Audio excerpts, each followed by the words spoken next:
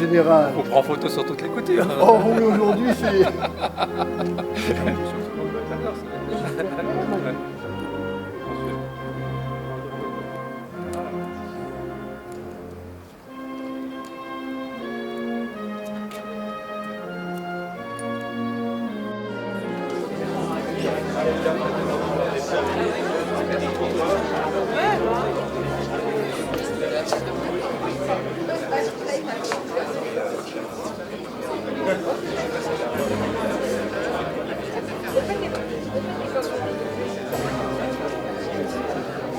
Ah oui, la carte.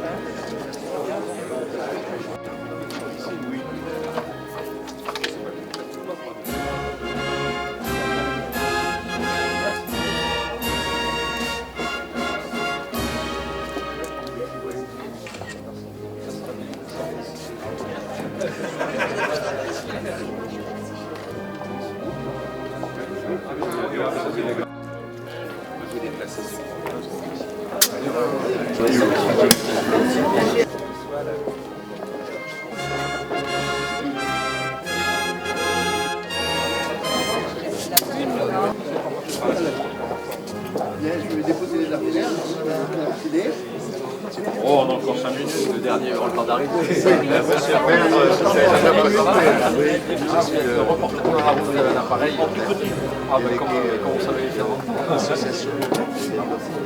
Leica, il en a sorti un, mais le boîtier, il fait 6 000 €.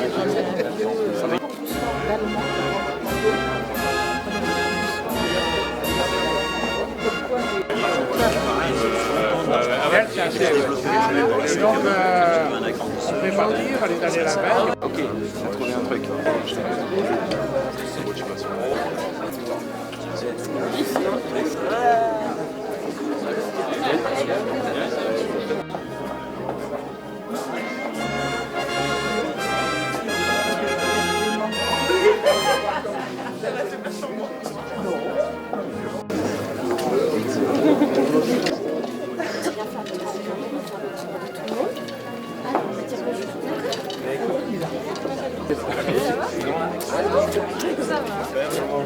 Bonjour, ça va? Tu vas bien?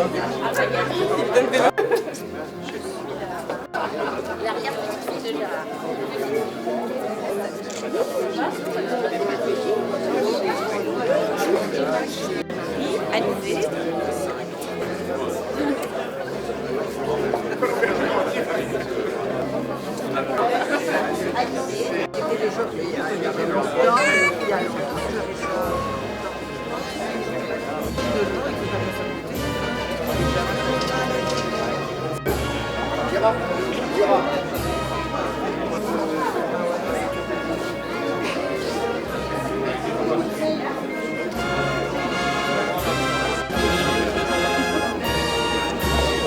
On va se positionner là.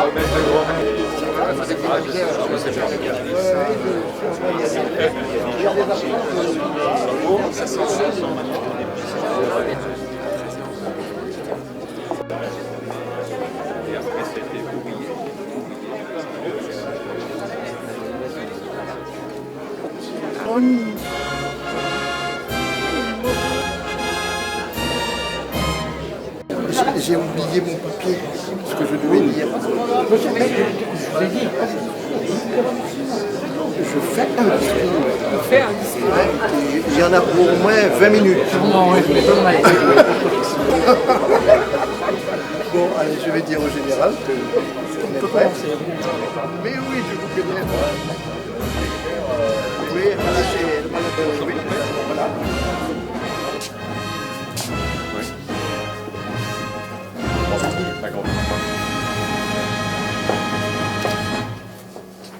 Bon, je vais souhaiter la bienvenue à tous vos invités. Si j'ai bien compris, il y a une large part de votre famille. Le maire de votre d'Épinay, qui est voilà. Le général Biré, ancien président de l'ADO avec lequel vous avez travaillé pendant de nombreuses années. Et puis des représentants de différentes associations auxquelles vous avez participé que je ne citerai pas toutes parce que entre les associations militaires et les associations civiles, je crois que vous avez œuvré dans de nombreuses structures. Alors certes, c'est au titre de votre activité dans les associations que on va vous remettre cette Légion d'honneur. Mais on ne peut pas oublier que vous étiez d'abord un militaire. Et je crois que cette étiquette de militaire crée l'unité de ces quelques 60 années, je dirais même plus de 60 ans, que vous avez consacré au service de notre pays. Alors je me permets de rappeler que c'est en 1952 que vous vous êtes engagé dans ce qu'on appelait à l'époque la coloniale à Cayenne. Et les 2 premières années de cette vie militaire, vous les avez partagées entre la Guyane et la Martinique, avec des allers-retours par bateau, avant de rejoindre la France en 1954. Et là, vous avez pratiquement 10 années de service à l'extérieur de la France, puisque dès l'année 55, vous rejoignez le Tchad, au sein d'un régiment de tirailleurs sénégalais. Là, on remonte dans l'histoire, qui s'est transformé rapidement en 66e régiment d'infanterie de marine, je crois. Et vous êtes resté là-bas plus de 2 ans et demi. Et du Tchad, vous rejoignez l'Algérie pour encore 2 ans et demi, 3 ans, toujours avec ce même régiment d'infanterie de marine, le 66e. Et puis d'Algérie, vous aviez sans doute pas envie de vous enterrer dans un état-major en France. Vous repartez en Centrafrique. Et ces 3 séjours, vous les avez fait avec 3 galons de sous-officiers différents, sergent au Tchad, sergent-chef en Algérie et adjudant en Centrafrique. De là, vous revenez en France et en 1967, vous êtes nommé officier, sous-lieutenant, et vous passez une dizaine d'années dans les états-majors parisiens pour vous occuper de, aujourd'hui on dirait ressources humaines, à l'époque on parlait de fonction personnelle, et vous vous investissez dans le soutien de tout le personnel en termes de chancellerie et de gestion de ce qu'on appelait aussi à l'époque la région Île-de-France et qui maintenant a un peu changé d'appellation. C'est donc après 26 ans de carrière proprement militaire que vous quittez l'institution avec le grade de capitaine pour rejoindre une première association qui est l'Épaulette, grosse association d'officiers qui compte 10 000 membres, et vous en êtes le secrétaire général et vous poursuivez un peu l'activité que vous aviez dans votre dernier poste militaire, puisque vous vous occupez un peu des problèmes de gestion et les différentes difficultés des officiers qui participent à cette association. Après ces 12 premières années de vie associative, pendant ces 12 premières années, vous n'abandonnez pas le côté militaire, puisque vous participez à la formation et à l'entraînement des réserves, et vous êtes nommé commandant. Et en parallèle, vous arrivez à l'ADO, présidé par le général Biret, qui est à nos côtés. Et dans cet ado, vous êtes le représentant de l'association pour la région parisienne, la région de l'Île-de-France.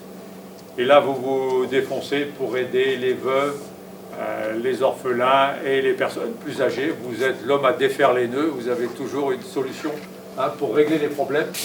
Et vous vous faites remarquer tous les ans au moment de Noël, car vous n'oubliez pas ceux qui sont seuls, pour leur pousser une boîte de chocolat. En 2003, vous vous défoncez pour que, au moment de la grande sécheresse, les plus âgés ne restent pas seuls. Et vous avez beaucoup marqué l'ADO dans cette partie où vous avez été le délégué en région parisienne, avant de rentrer au conseil d'administration en 2005. Et pendant près d'une dizaine d'années, vous intervenez au sein de ce conseil d'administration pour faire en sorte que l'ADO continue à progresser. Et là, vous restez en gros jusqu'en 2004, si j'ai bonne mémoire.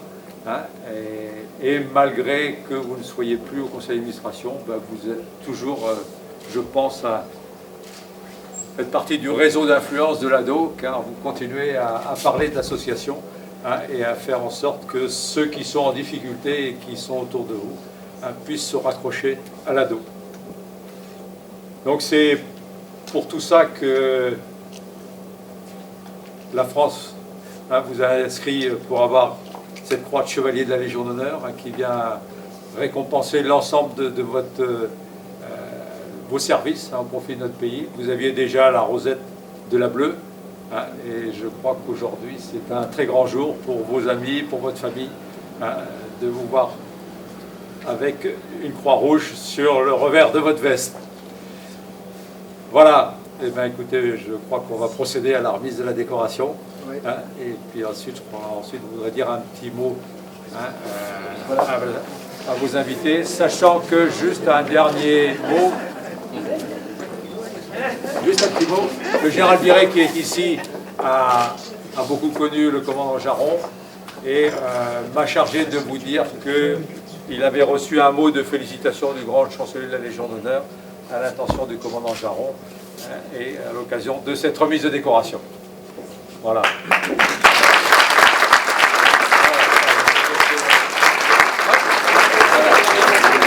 Merci beaucoup, mademoiselle. Vous faites ça très bien.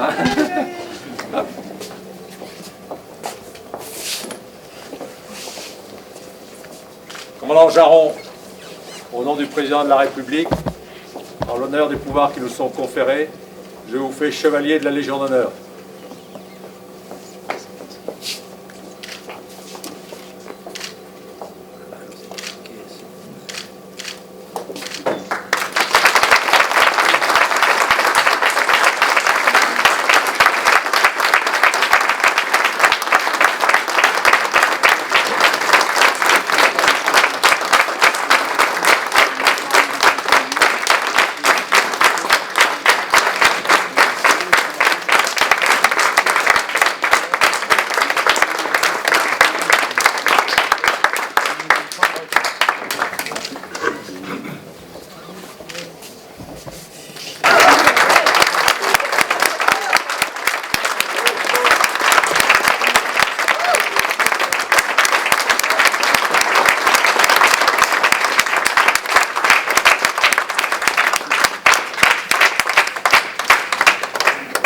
Merci. Il y a quelques jours, j'ai reçu une correspondance du général Barrot qui me disait que le 3 octobre, ça sera un grand jour pour vous. Effectivement, toujours dans l'émotion, le 16 juillet dernier, j'ai appris la nouvelle, la bonne nouvelle, la très bonne nouvelle, l'excellente nouvelle de ma nomination au grade de chevalier de la Légion d'honneur. Et ce jour-là, j'ai sollicité le général Barrot de bien vouloir me remettre cette croix. Il a accepté gentiment. Et aujourd'hui, avec toute la famille, les amis, les collaborateurs, je partage ce bonheur. Cette cérémonie n'aurait pas lieu s'il n'y avait pas une haute autorité militaire qui, depuis 2001, avec ses interventions auprès des autorités gouvernementales ou des autorités militaires, n'a cessé d'intervenir. Et je salue ici le général d'armée Biret.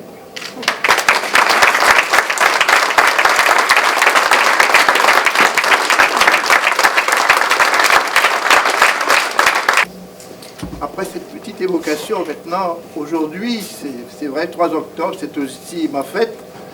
Je tiens à remercier tous les amis, les parents qui sont venus de très loin pour m'entourer. Et je commencerai par citer M. Hervé Chevreau, maire de la ville d'Épinay-sur-Seine et conseiller départemental.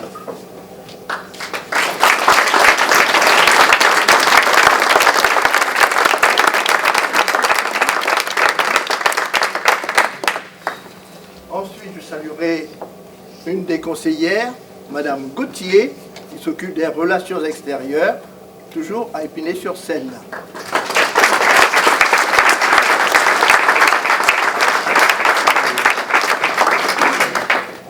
Madame Boissier, docteur généraliste, qui prend soin de ma petite santé.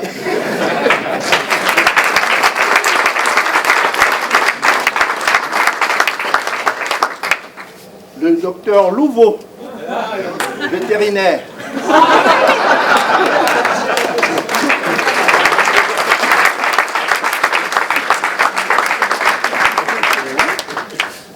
Maintenant, je vais revenir dans mon secteur, c'est-à-dire militaire, et je dirais merci au général Poligny, commissaire général Poligny, délégué de l'ANOC, qui représente le vice-amiral Olagaré. Oui, Olagaré. L'ANOC, c'est l'Association nationale des officiers de carrière en retraite.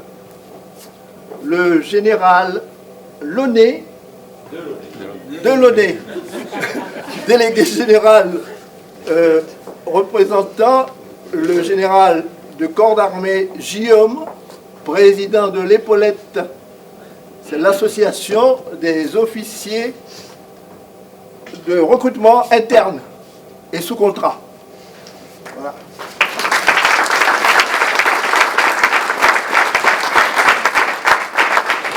Le général Martial, représentant le général Delardemel, président de l'ADO, l'Association pour le développement des œuvres d'entraide dans l'armée.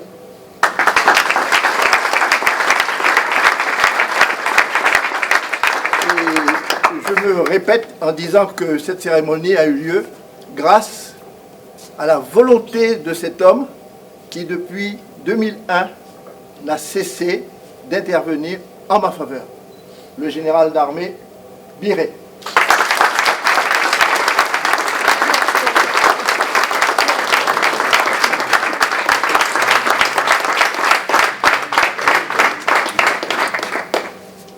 Bien. Maintenant, je vais remercier aussi la famille qui est venue m'entourer, les amis qui sont là, qui sont sortis de Strasbourg, de Bretagne, de Londres, de Berlin, et qui sont arrivés ici uniquement pour moi. C'est un honneur que je partage.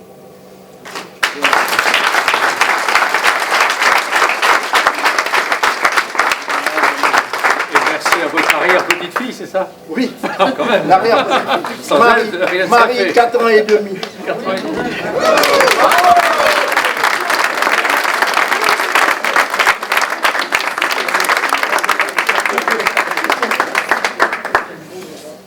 Bien, si vous voulez bien, maintenant, on va faire honneur au buffet qu'on vous a préparé. Merci.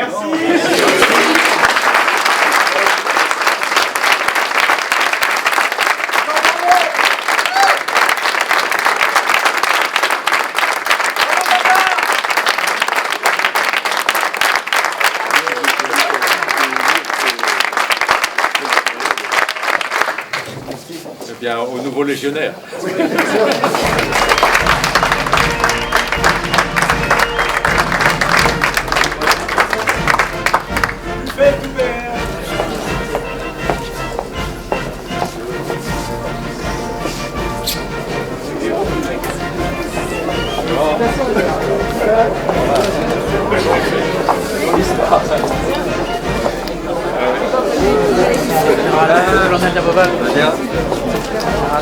Oui. Attendez, là. Merci pour vos conseils de 1968. Ouais, ça. Un jour, il m'a dit, ne sortez pas avec ces jeunes gens. Écoutez.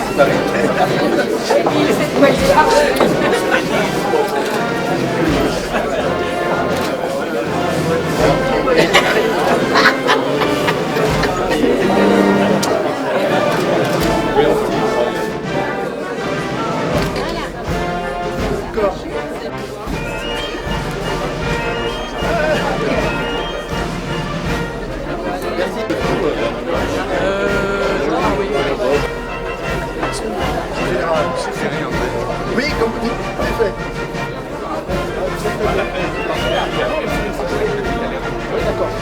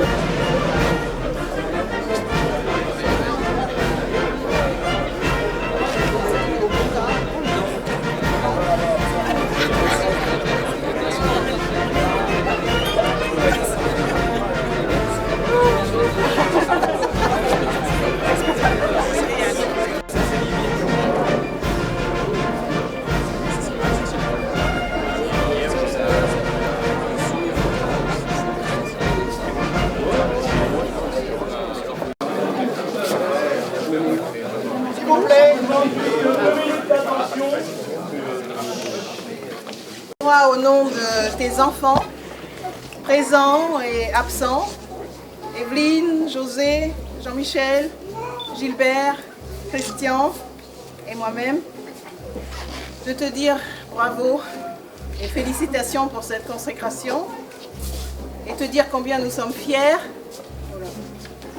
de cette brillante et haute distinction que tu mérites amplement et qui honore toute la famille et toute l'action humaine généreuse et efficace que tu as menée pendant toute ta vie professionnelle et pour tout le bien que tu as fait autour de toi.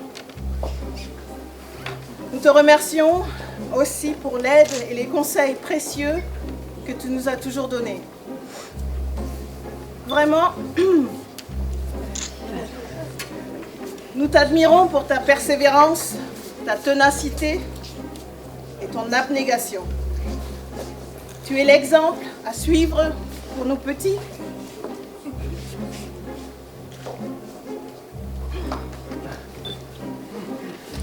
Et pour nous, grands. Nous avons toujours eu confiance en tes vertus de concertation, de dialogue, de combativité et d'esprit positif. Nous sommes heureux de voir ainsi reconnue ta carrière faite de rectitude, de dévouement et de grandes compétences. Ce grand honneur récompense tes activités exemplaires et couronne en quelque sorte les éminents services que tu as rendus à la collectivité. Avant de relever notre verre en ton honneur, accepte encore une fois toutes nos chaleureuses félicitations, tout notre amour et notre plus grand respect.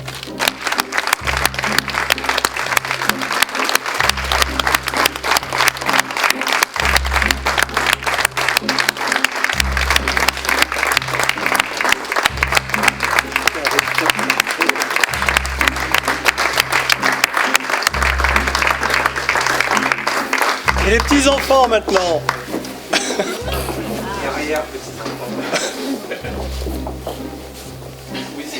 Bon courage. Mes respects, mon fils. Nous sommes présents aujourd'hui pour te féliciter et honorer ta carrière. Quelle carrière! Je me permets de parler au nom de tes petits-enfants et arrière-petits-enfants avec beaucoup d'émotion. Oui, ta carrière certes, mais j'ai envie de parler de l'homme, surtout de l'homme. L'un ne va pas sans l'autre. je veux te parler de ce que tu nous as apporté et de ce que tu nous apportes encore aujourd'hui et j'espère le plus longtemps possible. Un exemple de rigueur, de discipline et de travail. Grâce à toi, je sais bien que rien n'arrive au hasard et comme le dit l'adage, on n'obtient rien sans rien. Les sacrifices, les joies, les peines, tout ça n'a pas été sans mal, mais avec une détermination sans faille. Ton dévouement pour la nation qui nous réunit aujourd'hui est récompensé par cette consécration que tu as largement méritée. Oui, aujourd'hui, tu es chevalier de la Légion d'honneur. Papy, ton écoute, ton soutien, ta présence, ton expérience et ton amour pour les tiens me font aujourd'hui te dire sans retenue combien nous sommes très fiers de toi. J'ai aussi une pensée très forte pour les absents. Je parle de mamie, notre grand-mère et arrière-grand-mère, de notre cousine Stéphanie et de mon père Jeannot, comme il aimait qu'on l'appelle, qui aurait aimé être présent, mais la vie en a décidé autrement. Je vais certainement me répéter, mais je veux que tu saches que nous sommes tous très très fiers de toi. Alors papy, je finirai par cette phrase. Encore une fois, nous sommes honorés de ta décoration. Et sache que pour la petite touche d'humour, pour un de tes arrière-petits-enfants, tu resteras non seulement un exemple, mais définitivement son maître. Félicitations, mon chevalier.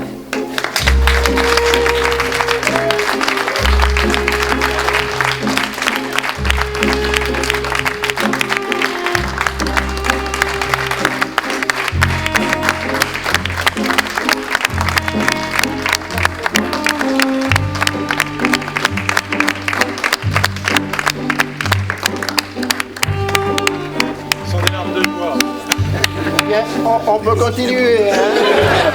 Le buffet est toujours ouvert.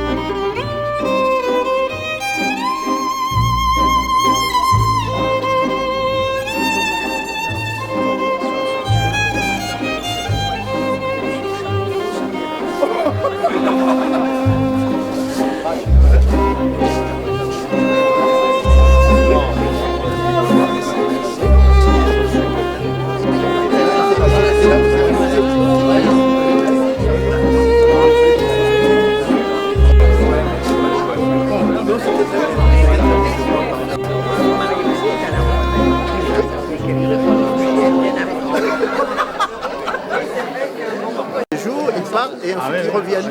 Ils reviennent parce que il fait bon vivre. Oui, j'ai celui une fois. Oui, vous avez été à la base alors. Non mais c'est bien, hein. Ça passe, il me reste non.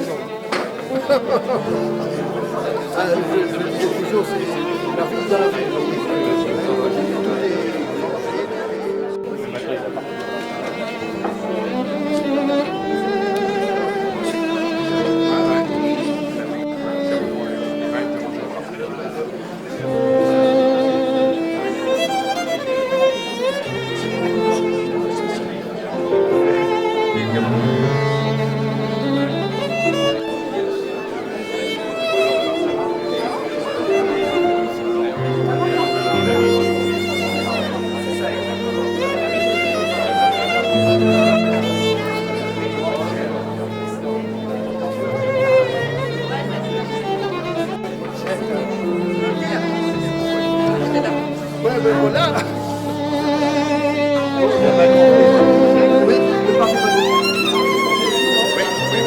Joël Laflatte.